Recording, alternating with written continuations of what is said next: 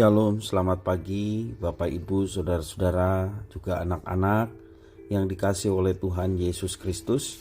Jumpa kembali bersama saya Pendeta Eka di dalam renungan firman Tuhan pada hari ini, hari Kamis 10 Februari 2022. Sukacita dan damai sejahtera dari Tuhan kita Yesus Kristus kiranya menyertai kehidupan kita sekalian. Puji nama Tuhan. Sampai pada pembacaan kita hari ini, Mazmur yang ke-34, kiranya firman Tuhan memberkati kita sekalian. Puji nama Tuhan. Mari sebelum kita akan merenungkan bagian pasal yang kita baca hari ini, kita akan berdoa. Tuhan Allah Bapa di surga yang kami puja sembah di dalam Yesus Kristus, kami mengucapkan syukur dan terima kasih kepada Tuhan untuk setiap kasih dan penyertaan Tuhan yang boleh kami alami sampai pada pagi hari ini. Terima kasih kami boleh bangun dari istirahat kami dan boleh menjalani hari yang Tuhan percayakan kepada kami.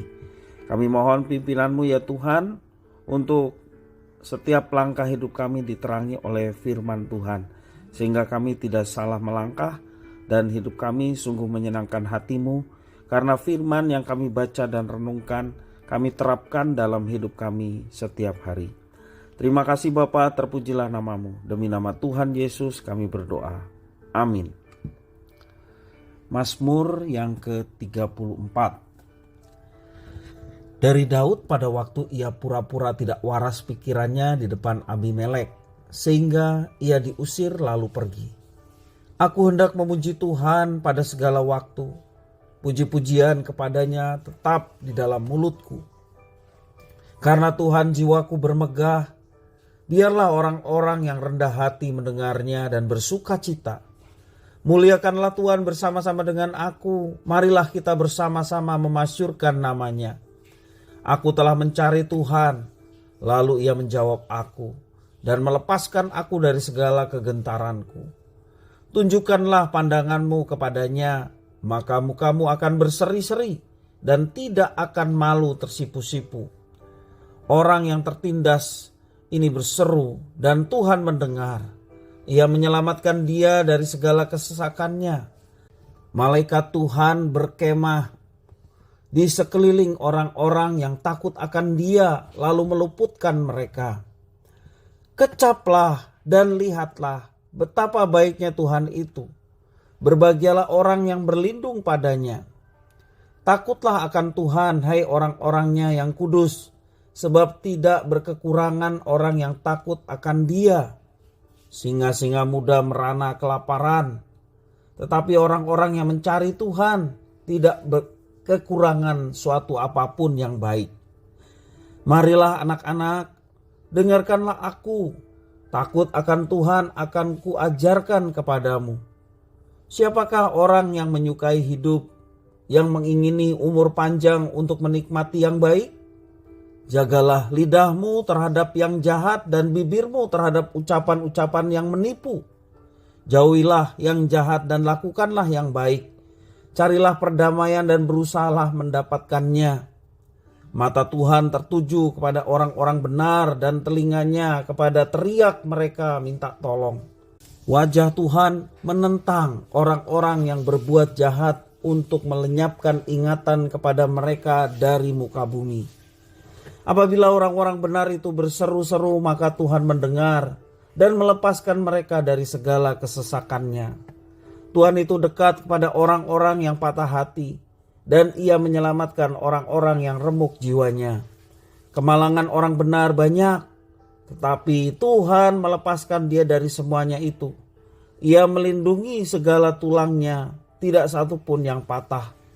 Kemalangan akan mematikan orang fasik, dan siapa yang membenci orang benar akan menanggung hukuman. Tuhan membebaskan jiwa hamba-hambanya, dan semua orang yang berlindung padanya tidak akan menanggung hukuman. Puji nama Tuhan. Bapak Ibu Saudara-saudara, Daud adalah seorang yang diurapi oleh Tuhan menjadi Raja Israel untuk menggantikan Raja Saul. Dalam perjalanannya, Daud meninggalkan padang pengembalaan menjadi seorang prajurit kerajaan yang gagah perkasa. Tanpa celah dia memimpin tentara Israel. Kemenangan demi kemenangan diperolehnya. Karena kecemburuan Raja Saul, nyawa Daud menjadi terancam. Pelarian demi pelarian dijalani oleh Daud, bahkan berpura-pura gila pun dilakoninya agar ia selamat dari bahaya dan maut. Memang benar pernyataan Daud di dalam Mazmur bait yang ke-20 dikatakan dalam Mazmur itu kemalangan orang benar banyak. Artinya menjadi orang benar tidak selalu mulus jalannya. Menjadi orang benar bisa membuat orang lain memusuhinya. Ketika kebenaran itu dirasakan menghambat atau merugikan seseorang atau sekelompok orang. Mazmur Daud ini mengajak orang untuk menyadari konsekuensi menjadi orang benar. Namun bukan dalam nada putus asa, melainkan tetap penuh pengharapan. Sekalipun kemalangan orang benar banyak, Daud mengingatkan bahwa mata Tuhan tertuju kepada mereka yang hidup benar dan telinganya kepada teriak mereka yang minta tolong. Tetapi kemalangan tidak bisa menjadi alasan bagi seseorang untuk berhenti menjadi orang yang hidup benar di hadapan Tuhan. Kemalangan tidak boleh dijadikan dasar untuk melakukan hal yang tidak benar pula. Walaupun kemalangan adalah kenyataan yang harus dihadapi, tetapi menjadi orang benar tetap harus dilakukan. Tantangan menjadi orang benar pada masa kini sungguh berat. Misalnya, tidak takut korupsi, dijauhi oleh rekan sekerja karena dianggap menghambat proyek korupsi bersama, ya. Segala kemalangan bisa membuat orang berpikir berbelok. Tidak mengapa sesekali tidak berbuat benar. Seperti itu orang berpikir. Toh semua orang melakukan hal yang sama, yakni hal yang tidak benar. Namun belajar dari Daud, dari Mazmur ini, kita diajak untuk bertahan dalam kebenaran. Karena kita menyadari bahwa Tuhan akan menyertai orang yang bertahan dalam kebenaran. Itu yang dialami Daud dan dituliskan di dalam Mazmur ini. Dan biarlah kita juga, seberapa berat tantangan dalam kehidupan kita, seberapa kemalangan yang dialami oleh kita, diajarkan untuk tetap bertahan di dalam kebenaran, sebab mata Tuhan melihat apa yang dilakukan oleh orang-orang benar. Tangannya tidak kurang panjang untuk menolong, telinganya tidak kurang tajam untuk mendengar segala apa yang kita alami. Karena itu berdekatlah dengan Tuhan dan peganglah tangan Tuhan. Ketika kita tetap bersama dengan Tuhan, kemenangan demi kemenangan kita akan alami. Memang tidak mudah untuk menjadi orang benar di dunia yang penuh dengan dosa. Namun ketika kita berserah kepada Tuhan dan bertekad untuk menjalin hidup benar di hadapan Tuhan, maka Tuhan yang akan menolong dan memberi kemampuan.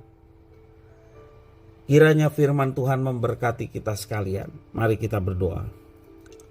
Tuhan Allah Bapa di surga, ajarkan kami untuk hidup benar. Walaupun ada tantangan dalam hidup, bahkan ada kemalangan yang belum terselesaikan. Kami mau belajar untuk tetap hidup benar, tidak terpengaruh dengan kondisi yang ada. Dan kami percaya Tuhan yang memberi kemampuan untuk tetap bertahan. Dan mata Tuhan melihat setiap derita, setiap kemalangan yang dialami anak-anak Tuhan yang hidup dalam kebenaran. Maka Tuhan yang akan memberikan pertolongan.